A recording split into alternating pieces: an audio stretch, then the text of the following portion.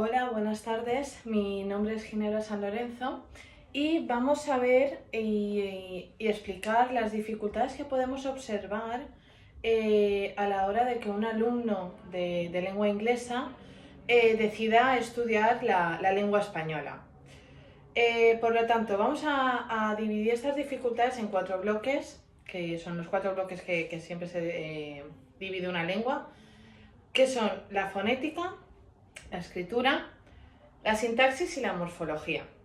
En primer lugar, en la fonética, por ejemplo, en el español encontramos la letra H que tiene un sonido mudo y no se pronuncia, diferencia de el inglés que sí que se pronuncia con una especie de J. También encontramos, por ejemplo, como dificultad a la hora de aprender español, la diferencia entre la V y la B, cosas que en el inglés son obvias. Luego también una de las diferencias características del español es que tiene 5 vocales, pero bien es cierto que en la lengua inglesa encontramos hasta 12, porque estas 5 vocales que nosotros contamos en la lengua española tienen diferentes sonidos en la inglesa. También una de las diferencias son las letras doble L, ñ e Y, sobre todo estas dos primeras que no se utilizan en la lengua inglesa. Y por último, la diferenciación de sonido entre la J y la G, porque ambos, a pesar de que la G puede tener un sonido como gato, también puede hacer la función de J. Muy bien. Luego, en segundo lugar, tenemos la escritura. ¿Qué podemos decir en la escritura y qué diferencias encontramos entre la lengua española y la lengua inglesa? Bien, por un lado encontramos el uso de las mayúsculas. A diferencia del español, por ejemplo, el inglés sí que utiliza mayúsculas, sea por ejemplo en días de la semana, como en meses o incluso en los gentilicios o idiomas. En este caso, el español no utiliza la mayúscula en ninguno de estos casos. Luego, otra de las características que encontramos en este apartado son los signos de exclamación, porque, por ejemplo, en la lengua española utilizamos sea un signo de exclamación o de interrogación tanto al principio como al final de la pregunta o exclamación. En caso contrario, en el inglés solo se utiliza al final de la frase. Bien, y por último tenemos las abreviaturas que se usan en el inglés, también un poco para diferenciar si es un texto formal o más informal. Por ejemplo, si yo digo I am going to the supermarket, digamos que es un formato es formal. No obstante, si un inglés está por la calle y en un contexto más informal, puede decir esa misma frase abreviando con I'm gonna go to the supermarket. Bien, en caso del español, diferenciamos este contexto ya no solo no por la construcción de la frase, sino también por el sujeto que se utiliza en esta, que es el usted, en un contexto formal. Cosa que en el inglés ambas se diferencian, se usan con you. Bien, luego en el tercer apartado, que es la sintaxis, en estas apreciamos algunas diferencias. En primer lugar, la presencia o ausencia del sujeto en la lengua española. Bien es cierto que cuando nosotros hablamos no hace falta siempre utilizar el sujeto en la frase, porque con la conjugación del verbo muchas veces la puedes deducir. No obstante, este caso no pasa en el inglés. Por lo tanto, se debe siempre, como regla general, utilizar el sujeto. Luego tenemos el orden de sujeto o verbo. Todo gira un poco en la estructura de la sintaxis de cada lengua.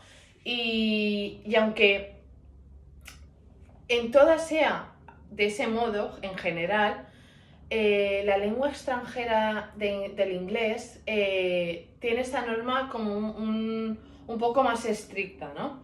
Y entonces en todas sus frases va a utilizar lo que es el sujeto primero, luego verbo y complemento.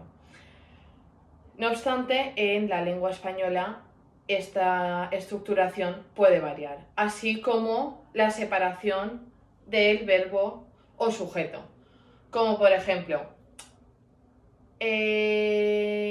yo voy al supermercado a las 8, puedes decir también en español, yo a las 8 voy al supermercado. No obstante, en el inglés esto no podría pasar, por la misma norma que acabamos de explicar de la estructura de la sintaxis. Bien, luego por otro lado tenemos la morfología, donde diferenciamos también algunos aspectos entre estas dos lenguas. En primer lugar tenemos los verbos, donde en la lengua inglesa solo encontraremos como unas 4 o 5 formas de utilizarlos, pero a cambio en el español existen de 45 a 47 formas. Luego, por último, en esta morfología tenemos los morfemas apreciativos, que para mí, este apartado, digamos, de morfología, para mi opinión, digamos que puede suponer la más complicada para una persona que pueda introducirse en esta lengua española. Y es que los morfemas apreciativos no existen en inglés, por lo tanto es una fórmula nueva que las personas van a tener que aprender para utilizarlo en la lengua española. Por lo tanto, no utilizamos los diminutivos, aumentativos o peyorativos. En español, un diminutivo, pues tenemos mesa, mesita. En inglés, en este caso, no se puede decir mesita, por lo tanto, equivaldría a un the little table o the small table. Bien, una vez introducido estos 4 apartados sobre las dificultades que podemos encontrar a la hora de aprender la lengua española, partiendo del inglés, se proponen 2 diferentes actividades para trabajar específicamente la parte de sintaxis. Bien, por una parte tenemos una actividad que constará de que los alumnos escriban una carta al director de su centro pidiéndole, como por ejemplo, la realización del festival de fin de curso, entre otras cosas. En esta actividad lo que queremos trabajar es sobre todo la formalidad del texto, donde utilizaremos el sujeto usted y las conjugaciones pertinentes que éste necesite de verbo. Y diferenciar cómo se utiliza en la lengua inglesa, sobre todo. Y luego, por otra parte, tenemos una segunda actividad que será donde el docente facilite a los alumnos un texto. Un texto que estará con faltas, digamos, con errores que ellos tienen que corregir. Estos errores se basarán en las mayúsculas, los signos de exclamación o interrogación, que ellos deben cambiar para que esté en un formato correcto de la lengua española y se diferencia de la inglesa. Y bien, hasta aquí mi presentación sobre las dificultades de aprendizaje de la lengua española y muchas gracias por escuchar.